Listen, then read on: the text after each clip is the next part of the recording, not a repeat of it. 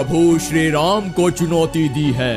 ऐसे में अब यदि मैं उसकी चुनौती को अस्वीकार कर दूंगा तो दुनिया क्या समझेगी?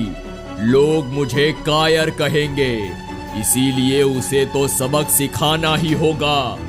ठीक है, आप युद्ध के लिए जाएं, लेकिन अपनी शक्ति का 10वां हिस्सा ही लेकर जाएं। शेष शक्ति को अपने आराध्य के चरणों में समर्पित कर जाएं। युद्ध के उपरांत यह शक्ति फिर से ले लीजिएगा। हनुमान जी ने ब्रह्मा जी का मान रखते हुए वैसा ही किया। वो अपनी शक्ति का 10वां हिस्सा ही लेकर बाली से युद्ध करने के लिए निकल पड़े। उधर बाली युद्ध के मैदान में हनुमान जी को ललकारते हुए उनका इंतजार कर रहा था। आज उस वानर को मेरी शक्ति का पता लग जाएगा। एक बार वो मेरे सामने आ जाए।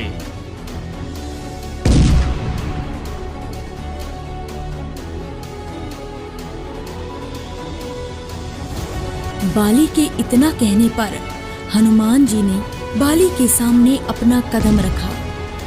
फिर ब्रह्मा जी के वरदान के अनुसार हनुमान जी की शक्ति का आधा हिस्सा बाली के शरीर में प्रवेश करने लगा।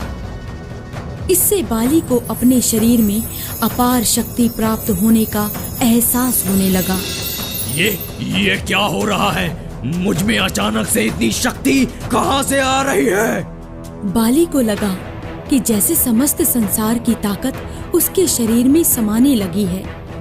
क्षण भर के बाद उसे एहसास होने लगा उसके शरीर की सारी नसें फटने वाली हैं और रक्त बाहर निकलने वाला है।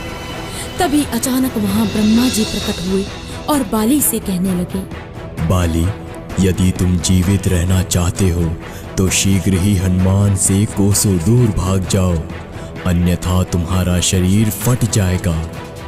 बाली को कुछ भी समझ नहीं आया, लेकिन वो ब्रह्मा जी को यूं प्रकट देखकर समझ गया कि कुछ गड़बड़ है। वो वहां से तीव्र गति से भागने लगा। सैकड़ों मील भागने के बाद वो थककर निढाल हो गया। कुछ देर के बाद जब उसे होश आया तो उसके सामने ब्रह्मा जी खड़े थे।